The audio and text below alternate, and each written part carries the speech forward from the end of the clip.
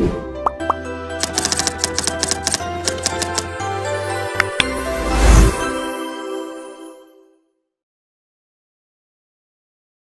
semuanya, perkenalkan nama saya Siti Fitriani dan rekan saya.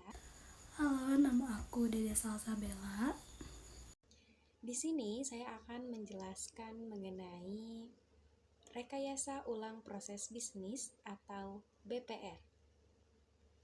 Untuk itu, mari kita simak lebih lanjut. Poin pertama di sini kita membahas tentang latar belakang.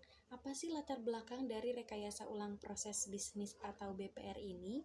Nah, jadi BPR didefinisikan sebagai pemikiran ulang fundamental dan desain ulang radikal suatu proses bisnis organisasi untuk mencapai peningkatan kinerja bisnis secara dramatis. Nah, lalu ini bukan sekedar perbaikan bertahap, melainkan perubahan transformatif. Lalu di latar belakang ini juga kita membahas tentang tren BPR itu sendiri. Nah, popularitas dari BPR meningkat pesat di tahun 1990-an.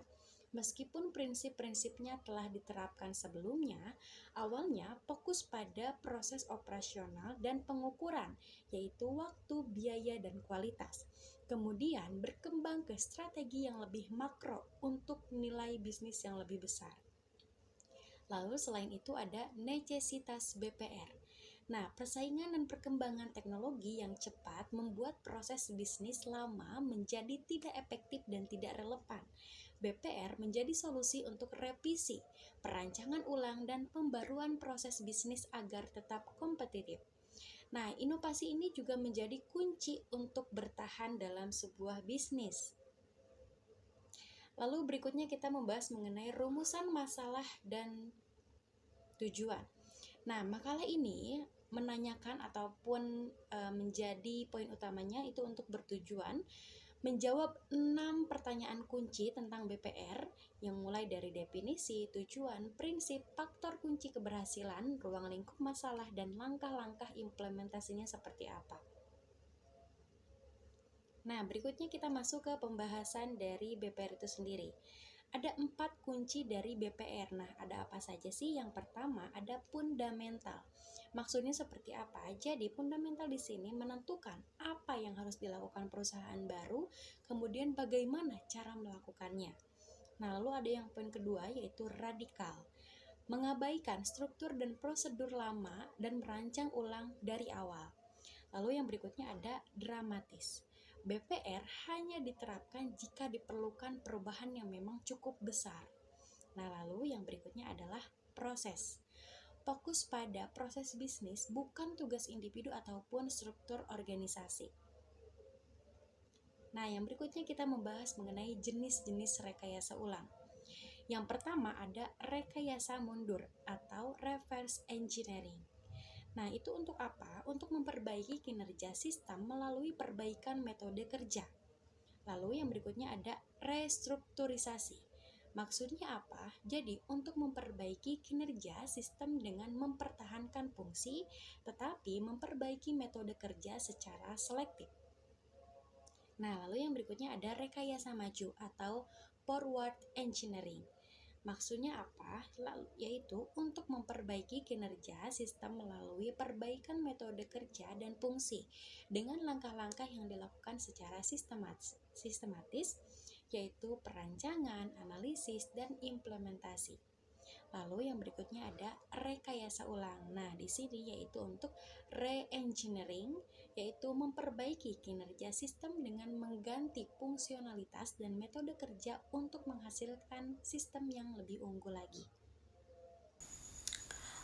Baik, di sini saya akan menjelaskan mengenai fase-fase rekayasa ulang. Yang pertama ada the organization.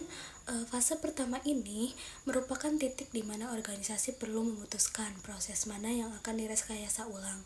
Tergantung pada jumlah rekayasa yang akan dilakukan, tim pelaksana akan dibentuk. Tim organisasi yang memperhatikan gabungan berbagai keterampilan yang dimiliki. Pemilihan champion yang akan dipimpin tercapainya tujuan adalah sangat penting. Cukup cakupan dan jadwal kerja harus diberikan pada tim, termasuk pelatihan sebelum mereka menjalankan rekayasa ulang. Yang kedua ada analyzing the current process. Fase berikutnya adalah melakukan analisis proses yang berjalan saat ini secukupnya untuk memahami bagaimana proses tersebut berjalan dan berapa waktu siklusnya. Yang ketiga ada developing new concept. Fase ini merupakan fase ketika tema harus berpikir out of the box. Harusnya tetap diingat bahwa rekayasa ulang bukan perubahan sedikit demi sedikit, tetapi perubahan yang radikal yang harus terjadi perbaikan pada biaya atau siklus tercapai 50%. Yang terakhir yaitu moving from the current organization to the new model. Ketika model baru telah ditentukan, strategi untuk menjabarkan model dengan konsep baru ini perlu dikembangkan. Selanjutnya yaitu faktor pendukung keberhasilan bisnis proses reengineering atau rekayasa ulang proses bisnis. Yang pertama yaitu critical process. Penekanan harus pada rekayasa ulang proses bisnis inti, bukan departemen fungsional seperti pembelian atau pemasaran. Dengan berfokus pada proses, manajer melihat peluang untuk menghilangkan pekerjaan yang tidak perlu dan kegiatan pengawasan. Yang kedua yaitu strong leadership. Eksekutor senior harus memberikan kepemimpinan yang kuat untuk rekayasa ulang agar menjadi sukses. Sebaliknya, sinisme, resistensi, dan batas antara bidang fungsional dapat memblokir perubahan radikal. Yang ketiga yaitu cross-functional teams. Sebuah tim terdiri dari anggota dari setiap area fungsional dipengaruhi oleh perubahan proses, dibebankan dengan melaksanakan sebuah proyek rekayasa ulang. Misalnya, dalam rekayasa ulang proses penanganan klaim asuransi, 3 departemen harus mewakili layanan, pelanggan, penyesuaian, dan akuntansi. Yang keempat yaitu information technology. Teknologi informasi adalah enabler utama dari proses rekayasa. Kebanyakan rekayasa ulang proyek desain mengolah sekitar arus informasi seperti pemenuhan pesanan pelanggan. Proses owners yang benar akan menggapai peristiwa di pasar membutuhkan jaringan teknologi, informasi, dan komputer untuk melakukan pekerjaan mereka dengan lebih baik. Yang kelima ada clean slate filosofi. Rekayasa ulang membutuhkan filsafat atau clean slate, yaitu dimulai dengan cara pelanggan ingin berurusan dengan perusahaan. Untuk memastikan orientasi pelanggan, tim mulai dengan tujuan pelanggan internal dan eksternal untuk proses tersebut. Yang terakhir yaitu proses analyze. Meskipun clean slate filosofi, tim reengineering harus memahami beberapa hal tentang proses saat ini, pekerjaan yang dilakukannya, seberapa baik melakukannya, dan faktor yang mempengaruhi itu. Pemahaman dapat mengungkapkan daerah pemikiran yang baru akan memberikan hasil terbesar. Hal tersebut tidak sederhana atau mudah dilakukan, juga tidak sesuai dengan semua proses atau semua organisasi. Banyak perusahaan yang dapat menginvestasikan waktu dan sumber daya untuk menerapkan sebuah radikal atau pendekatan clean slate. Baik, selanjutnya yaitu ada faktor-faktor keberhasilan bisnis proses reengineering atau rekayasa ulang proses bisnis. Yang pertama yaitu visi. Visi yaitu gambaran tentang apa yang hendak dikehendaki, di mana menyangkut orang, produk, layanan, proses, fasilitas, budaya, dan pelanggan. Yang kedua ada skill.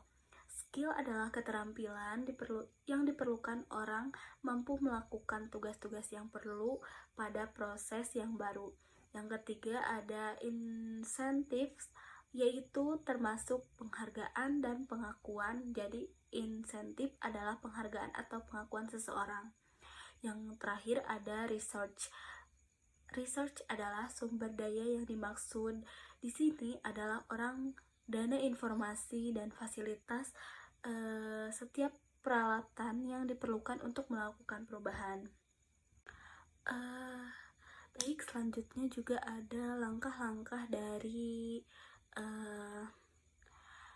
Business Process Reengineering. Yang pertama yaitu alat dan teknik, yang kedua peran teknologi informasi, dan yang ketiga diagram air.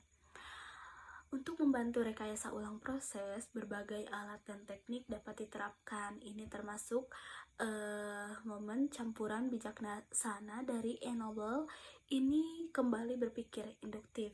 Pemecahan masalah kelompok diperlukan untuk rekayasa ulang proses.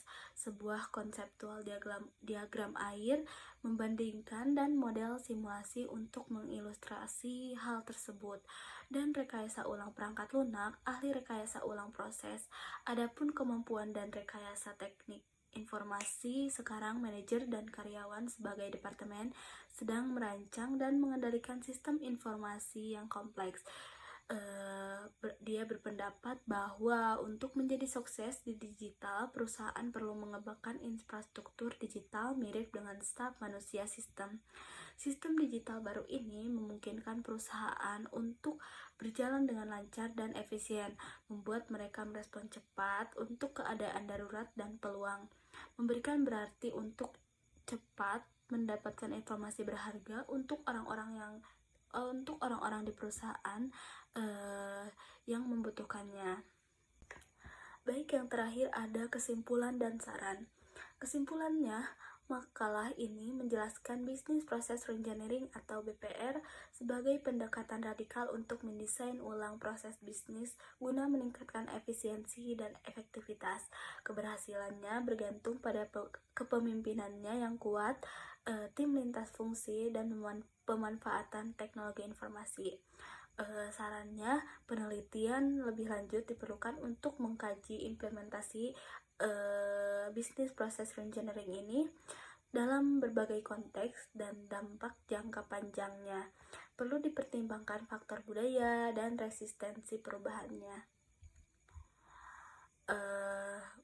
Mungkin itu yang dapat saya sampaikan dari presentasi kali ini. Kurang lebihnya mohon maaf. Terima kasih. Wassalamualaikum warahmatullahi wabarakatuh.